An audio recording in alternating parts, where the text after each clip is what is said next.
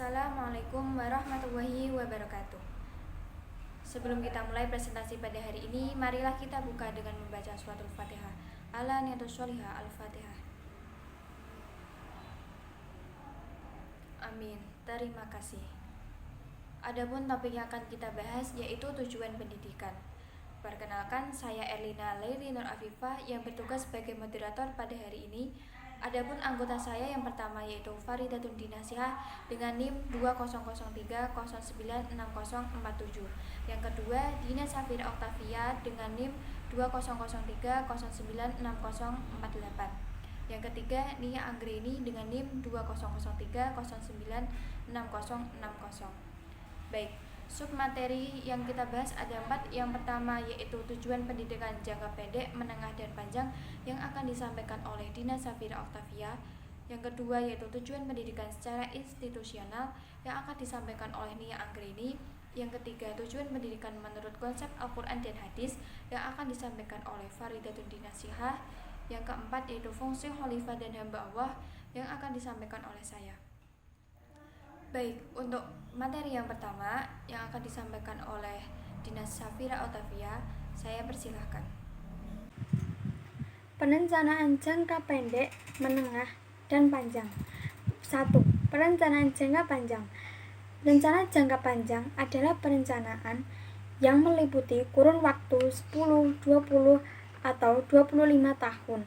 Parameter atau ukuran keberhasilan bersifat sangat umum, global, dan tidak terperinci. Makin panjang jangka waktunya, makin banyak variabel dan parameter yang sulit diukur pencapaiannya.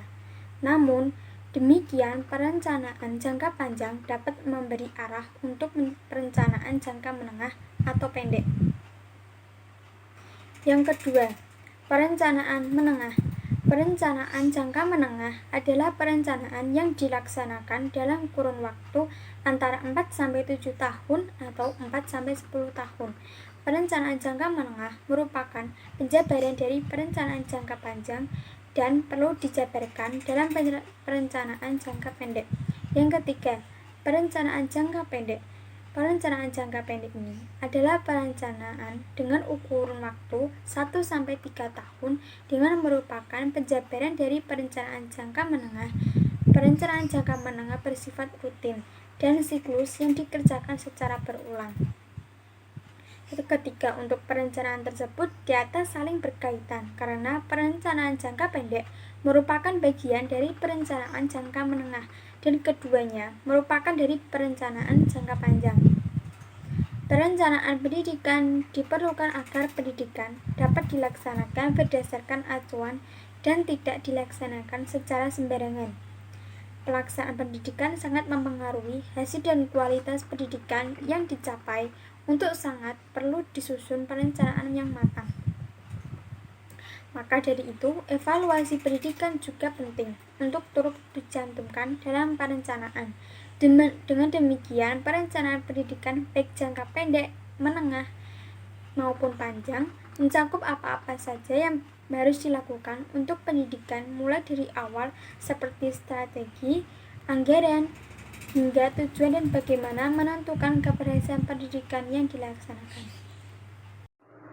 Tujuan institusional adalah tujuan yang harus dicapai oleh setiap lembaga pendidikan. Dengan kata lain, tujuan ini dapat didefinisikan sebagai kualifikasi yang harus dimiliki oleh setiap siswa setelah mereka menempuh atau dapat menyelesaikan program di suatu pendidikan tertentu. Tujuan institusional merupakan tujuan antara untuk mencapai tujuan umum yang dirumuskan dalam bentuk kompetensi lulusan setiap jenjang pendidikan, seperti standar kompetensi pendidikan dasar, menengah, kejuruan, dan jenjang pendidikan tinggi. Dalam Peraturan Pemerintah Nomor 19 Tahun 2005 tentang Standar Nasional Pendidikan Bab 5 Pasal 26 dijelaskan standar kompetensi lulusan pada jenjang pendidikan dasar bertujuan untuk meletakkan dasar kecerdasan, pengetahuan, kepribadian, akhlak mulia, serta keterampilan untuk hidup mandiri dan mengikuti pendidikan lebih lanjut. Standar kompetensi lulusan pada satuan pendidikan menengah umum bertujuan meletakkan dasar kecerdasan, pengetahuan, kepribadian, akhlak mulia, serta keterampilan untuk hidup mandiri dan mengikuti pendidikan lebih lanjut. Standar kompetensi lulusan pada satuan pendidikan menengah kejuruan bertujuan meningkatkan kecerdasan, pengetahuan, kepribadian, akhlak mulia, serta keterampilan untuk hidup mandiri dan mengikuti pendidikan lebih lanjut sesuai dengan kejuruannya. Standar kompetensi lulusan pada satuan pendidikan tinggi bertujuan untuk mempersiapkan peserta didik menjadi anggota masyarakat yang berakhlak mulia, memiliki pengetahuan, keterampilan, kemandirian, dan sikap untuk menemukan, mengembangkan, serta menerapkan ilmu, teknologi, dan seni yang bermanfaat bagi kemanusiaan. Tujuan pendidikan menurut konsep Al-Quran dan hadis. Masalah yang menjadi kegagalan pendidikan hari ini adalah kecenderungan manusia yang melihat pendidikan sebagai tujuan dunia seperti jabatan, pekerjaan, pangkat, dan lain-lain yang umumnya berorientasi dunia. Erich Fromm dalam Revolution of Hope melihat gejala ini sebagai misorientasi karena kecenderungan manusia yang dimesinkan secara total. Karena orientasi manusia hanya produksi dan konsumsi, manusia kehilangan kesejahteraan batin. La ya'rifu ma huwallah wa ma ilmuhu. Ia tidak mengetahui siapa Allah dan ilmunya. Meski tidak dapat dipungkiri kalau tujuan pendidikan itu menyangkut tujuan hidup. Pendidikan dikembangkan dalam konteks membantu perkembangan manusia, memiliki kecakapan untuk bertahan hidup, melaksanakan tugas kehidupan yang sering disebut tujuan fungsional. Tujuan praktis meliputi skill, keterampilan, dan kecakapan. Rasulullah SAW bersabda, "Jadilah engkau orang yang berilmu atau pandai, orang yang belajar, atau orang yang mendengarkan, atau orang yang mendengarkan ilmu, atau yang mencintai ilmu, dan janganlah engkau menjadi orang yang kelima, maka kamu akan celaka." Hadis riwayat Baihaqi. Penjelasan hadis tersebut mengajak kita untuk menjadi orang yang berilmu, atau orang yang mencari ilmu, atau pendengar ilmu, atau pecinta ilmu. Itulah hakikat tujuan pendidikan, yakni memiliki ilmu yang dapat diajarkan atau menjadi pecinta ilmu. Bukan tujuan lain. Maksudnya, jangan jadi selain dari yang 4 tersebut. Hal ini sebagaimana disabdakan Rasulullah SAW. Man arada dunya fa alaihi bil ilmi, wa man aradal akhirah fa alaihi bil ilmi, wa man aradahuma fa alaihi bil ilmi. Rawahul Bukhari wa Muslim. Barang siapa yang menghendaki kebaikan di dunia, maka dengan ilmu. Barang siapa yang menghendaki kebaikan di akhirat, maka dengan ilmu. Barang siapa menghendaki keduanya, maka dengan ilmu. Hadis riwayat Bukhari dan Muslim. Tujuan pendidikan untuk bertakwa kepada Allah Subhanahu wa Ta'ala. Takwa secara etimologis berarti waspada diri dan takut. Takwa kepada Allah Subhanahu wa Ta'ala secara terminologi adalah melaksanakan perintah Allah sebagaimana yang diperintahkan oleh Allah Subhanahu wa Ta'ala dan menjauhi larangan Allah sebagaimana yang dilarangkan oleh Allah Subhanahu wa Ta'ala. Sementara sahabat Nabi memahami arti haqqa tuqatihi sebagaimana sabda Nabi yang diriwayatkan oleh Ibnu Mardawai dari Abdullah bin Mas'ud, ittaqullaha haqqa tuqatihi, ialah hendaklah dia ditaati, dia itu adalah yang dimaksud Allah, tidak dimaksiati, disyukuri, tidak diingkari, dan diingat, tidak dilupakan. Hadis riwayat Al-Hakim. Penggalan ayat haqqa tuqatihi juga dapat bermakna bertakwa kepada Allah sesuai dengan kemampuan maksimal yang dimilikinya. Ini didasarkan pada surah At-Taghabun.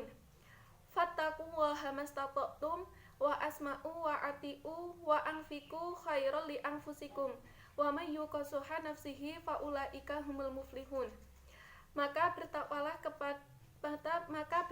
kamu kepada Allah Subhanahu wa taala menurut kesanggupanmu. Quran surah At-Taghabun ayat 16.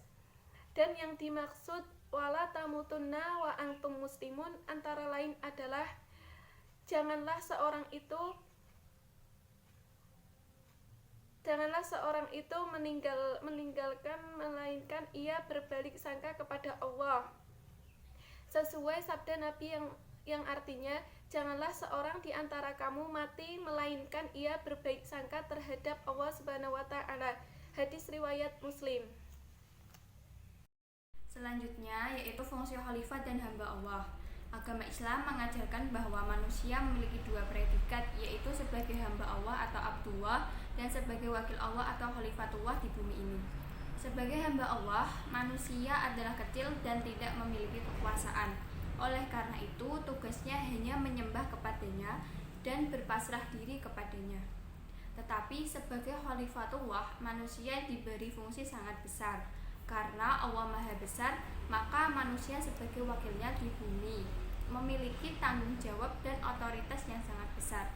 Allah memberikan tugas yang harus mereka laksanakan dalam rangka kekhalifahannya.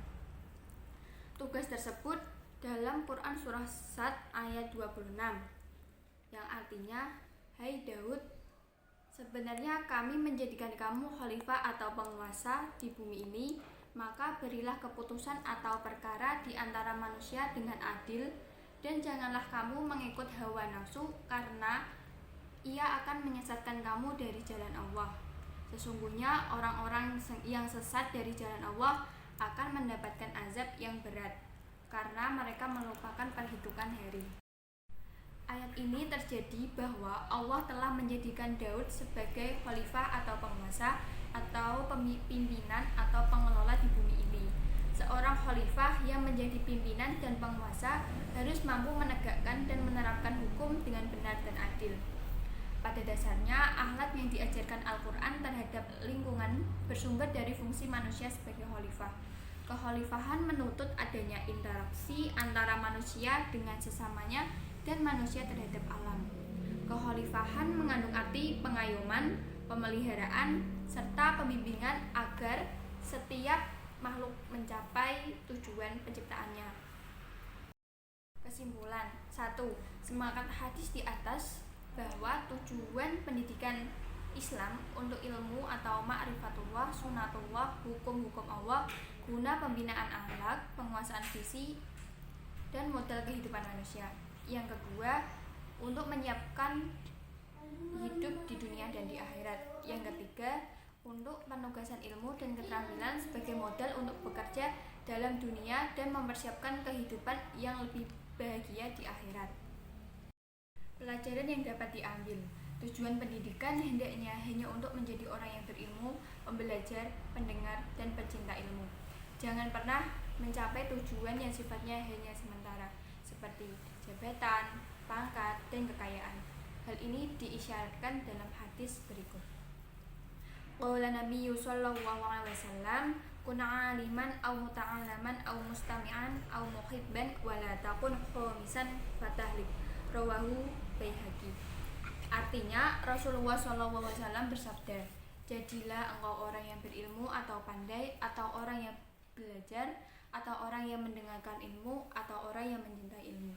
Dan janganlah engkau menjadi orang yang kelima, maka kamu akan celaka. Hadis riwayat Baihaqi. Demikian presentasi dari kelompok kami. Apabila ada kesalahan, mohon dimaafkan. Akhirul kalam. Wassalamualaikum warahmatullahi wabarakatuh.